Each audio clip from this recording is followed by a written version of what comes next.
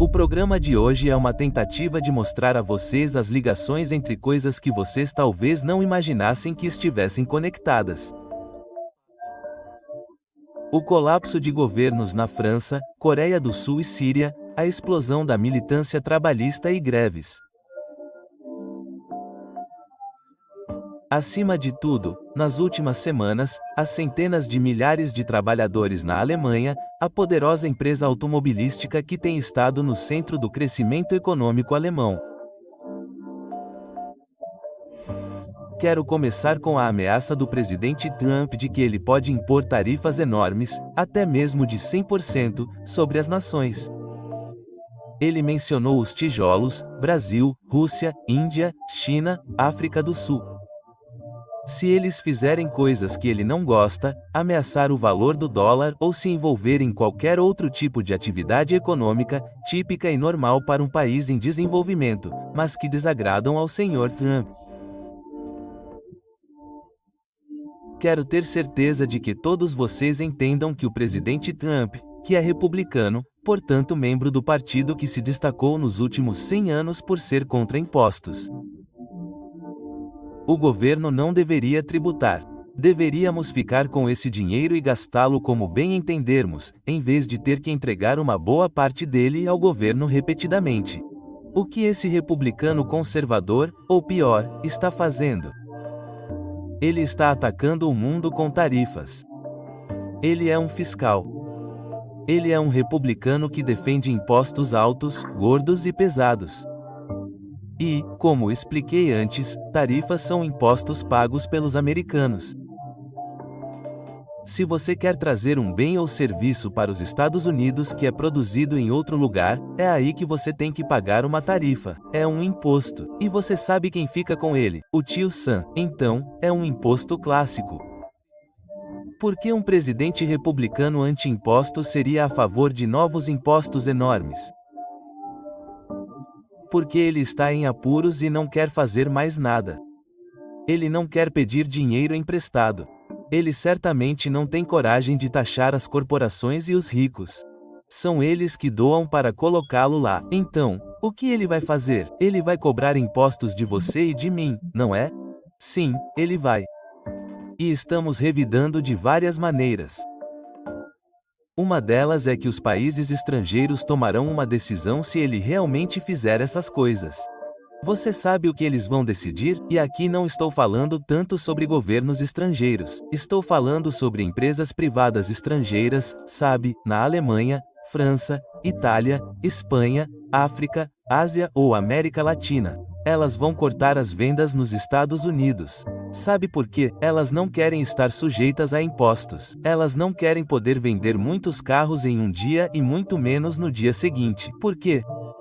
Porque um presidente como Trump impôs uma tarifa sobre eles porque qualquer que seja o custo para trazer algo para a América, uma tarifa aumenta o custo para o resto de nós, porque temos que pagar esse imposto chamado tarifa sobre esses produtos. Então eles vão querer vender para países que não os ameaçam com tarifas. E você sabe quais são esses países? A maior parte do resto do mundo.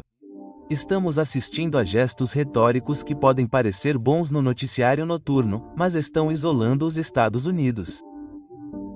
E esse é um dos temas que você verá sendo levado adiante. Mas isso é típico nos Estados Unidos. Você sofre, luta, consegue um sindicato e então descobre que o empregador tem outras maneiras de enganá-lo, fazendo-o esperar. E, claro, enquanto você espera, a propósito, o normal é levar 500 dias desde o momento em que o Conselho Nacional do Trabalho o certifica como sindicalizado até o primeiro contrato que você consegue. E isso ocorre apenas porque seu empregador tem todos os incentivos para tirar vantagem da lei e não resolver nada.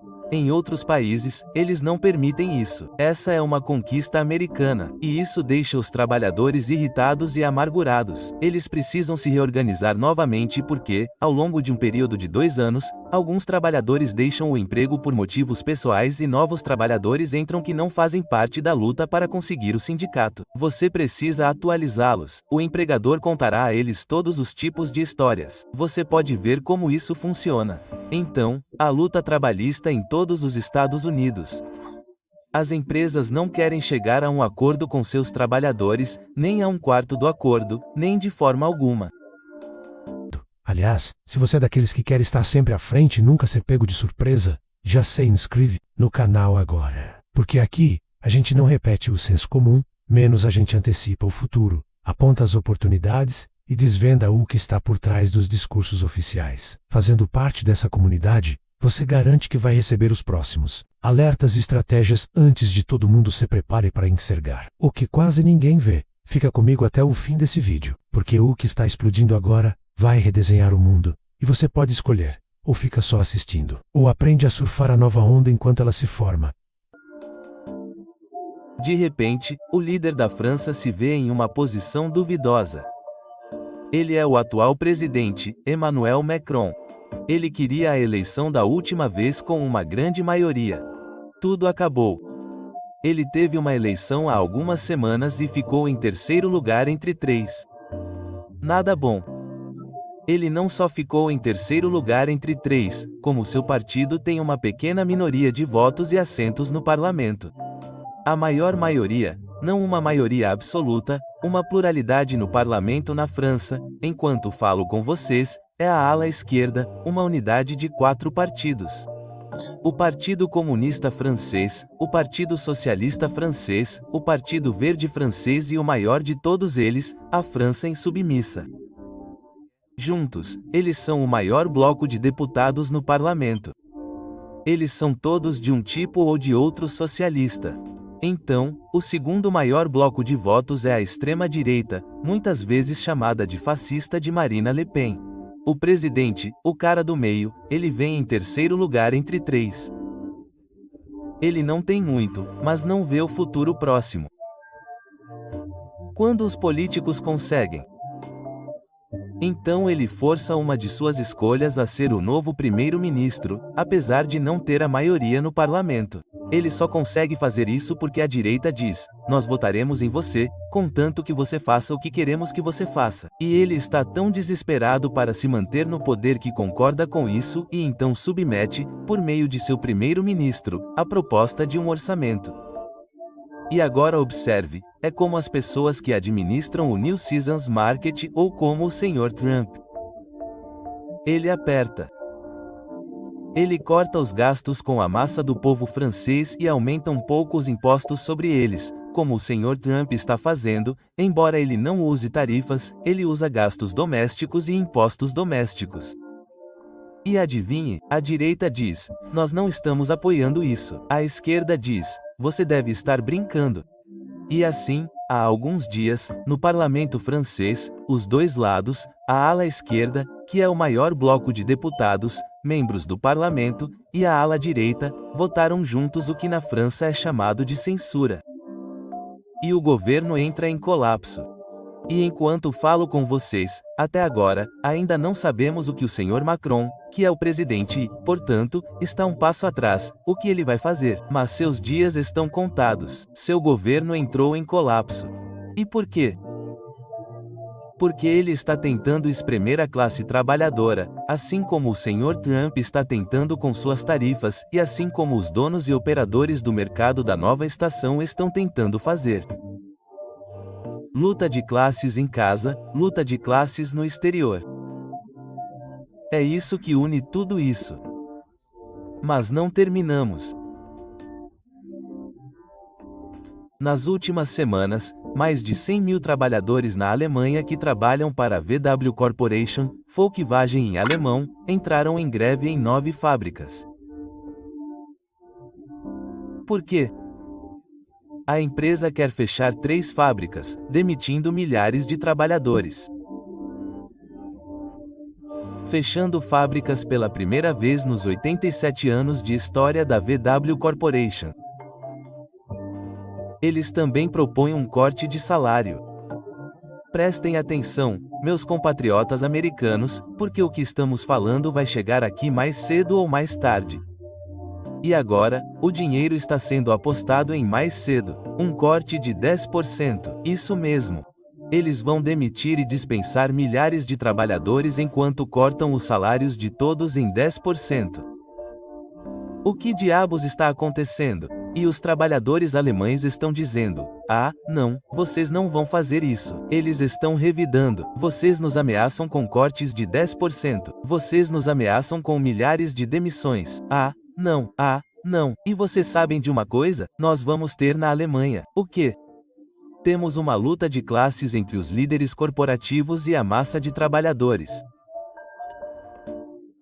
De certa forma, o governo francês tem lutado contra algo que fez seu apoio popular ruir. E você se importa com o que realmente está acontecendo por trás do título político? Eu te convido a fazer parte desse canal. Aqui, a gente expõe o que eles tentam esconder. Então já se inscreve, ativa as notificações, porque o que vem a seguir vai abrir os seus olhos e talvez até mudar a forma como você enxerga tudo isso. Ele tem gasto muito dinheiro na guerra na Ucrânia e tem choramingado e reclamado muito da concorrência da China. E exatamente essas questões são levantadas pelos donos da VW Corporation ao explicar por que eles querem demitir milhares de trabalhadores e por que eles querem cortar 10% dos salários de uma das maiores forças de trabalho da Alemanha. Eles estão reclamando da concorrência chinesa. Bem, sejamos claros. Toda empresa que já foi superada pela concorrência encontrou uma maneira de culpar a outra empresa, gritar que algo é injusto, colocar todo tipo de culpa em todos e em tudo que conseguem imaginar, exceto, é claro, em si mesmos. A VW não entendeu a transição global para veículos elétricos. Os chineses entenderam. E os chineses seguiram em frente, como os americanos e muitos outros, trabalhando para produzir o veículo elétrico de melhor qualidade e menor preço do mundo. Os chineses venceram a competição, os franceses perderam, os americanos perderam. O que os americanos estão fazendo? Indo ao presidente para obter tarifas. Temos uma tarifa de 100% contra veículos elétricos chineses nos Estados Unidos, o que os torna muito caros para os americanos. Tudo o que os alemães estão fazendo é dizer: ok, agora vamos trabalhar em veículos elétricos, mas não precisamos pagar o custo. Queremos tirar isso dos nossos trabalhadores. 10% a menos para todos vocês nos dá o dinheiro para compensar nossa incapacidade de competir com sucesso. Aspas. O que mais os donos da VW não estão dizendo a eles?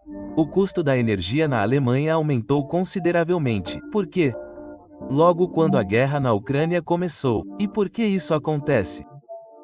Porque os alemães foram pressionados pelos americanos, de quem são muito próximos, a impor sanções à Rússia e a parar de comprar petróleo e gás russos. Bem, adivinhem, americanos? O petróleo e o gás russos, a melhor, mais próxima e mais barata fonte de energia que a Alemanha poderia esperar, não estão mais disponíveis para a Alemanha. A Alemanha se recusa a comprá-los. Ela tem que recorrer aos EUA para comprar gás natural liquefeito, muito mais caro. E assim o preço da VW sobe e ela perde clientes. Eles querem consertar tudo isso. Por quê? E como? Lidar com seu próprio fracasso? Para lidar com o erro que eles podem ter cometido na guerra da Ucrânia? Não. Eles querem tirar isso da classe trabalhadora alemã. E a classe trabalhadora alemã não vai aceitar. Eles estão revidando e essa greve está acontecendo e é amarga e está estimulando greves em todos os outros lugares. Adivinhe como isso se chama? Luta de classes na Alemanha. Agora, deixe-me falar sobre dois outros fenômenos. O colapso de um governo literalmente da noite para o dia na Coreia do Sul e outro em 1 ou 2 semanas, foi o suficiente na Síria. Bem, pense nesses países como se estivessem presos em uma economia mundial em mudança. Mas eles são o elo mais fraco naquela cerca de arame que chamamos de economia mundial. Eles não conseguem lidar com a luta que está se desenvolvendo entre os Estados Unidos e o G7, a velha e rica parte europeia da economia mundial que está encolhendo e morrendo, e a nova potência emergente, a China, os tijolos e tudo mais. Falamos sobre isso no programa com frequência e você sabe sobre isso. Bem, há países que precisam descobrir como navegar entre eles. Entre esses países, Síria e Coreia do Sul. Se você colocar as pressões que eles estão enfrentando, os sul-coreanos são uma potência econômica na Ásia, mas estão sendo exprimidos pela concorrência chinesa.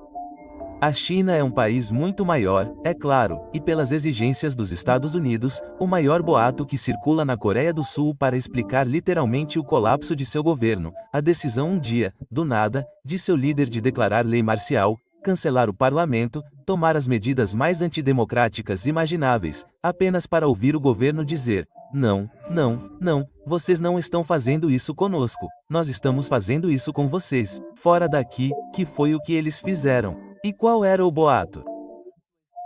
O boato era que os Estados Unidos queriam que os sul-coreanos enviassem uma quantidade enorme de munições para a Ucrânia porque os Estados Unidos enviaram o máximo que podiam sem ameaçar sua própria situação militar.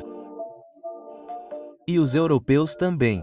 Então eles estão espremendo os sul-coreanos. Mas os sul-coreanos, como eles vão sobreviver? Eles têm um governo que precisa cuidar do seu povo, que não pode continuar exigindo mais impostos do seu povo, e agora eles precisam enviar uma carga cara de seus próprios produtos para a Ucrânia como uma espécie de presente. Quando essa ideia foi lançada, a maioria no parlamento coreano disse: de jeito nenhum isso vai acontecer. O que o presidente vai fazer? Dissolver o parlamento? Ele tentou, ele falhou. Na Síria, a mesma coisa, apanhados não apenas por uma economia mundial em mudança. A Síria é um país pequeno e pobre, mas dilacerado porque está literalmente entre Israel de um lado e a Ucrânia do outro. Eles estão presos na turbulência do Oriente Médio, na turbulência da guerra na Ucrânia. Não há saída. Eles não conseguem funcionar.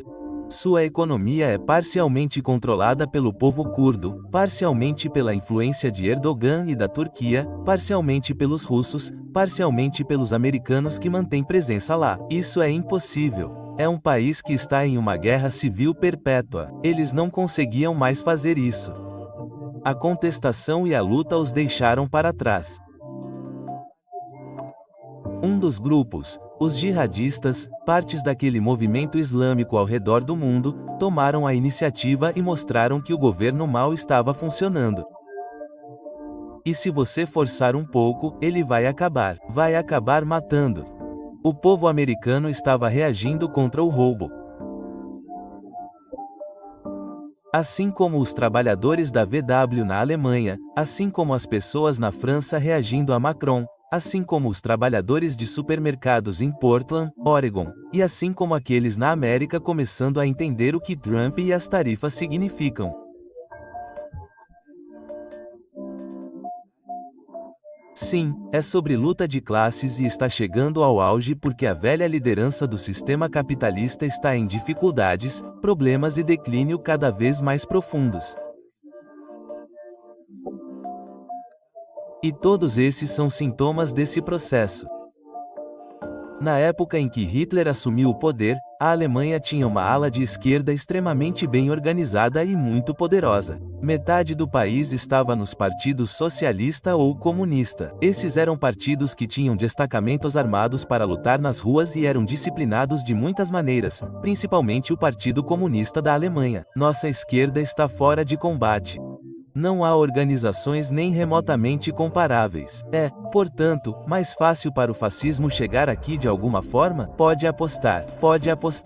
Não basta só consumir conteúdo. O verdadeiro impacto vem quando você toma atitude, analisa, compara e começa a agir diferente do resto. E aí, qual é a sua dúvida sobre tudo isso? O que mais te surpreendeu ou te deixou inquieto nesse cenário de virada mundial? Compartilhe sua opinião nos comentários. Quero saber de que lado você vai estar quando a próxima onda chegar. E se esse conteúdo fez sentido para você, não esquece, se inscreve no canal, ativa as notificações e fica junto da nossa comunidade. Porque só aqui você vai estar sempre um passo à frente, aprendendo, debatendo e se preparando para o que ninguém mais tem coragem de explicar.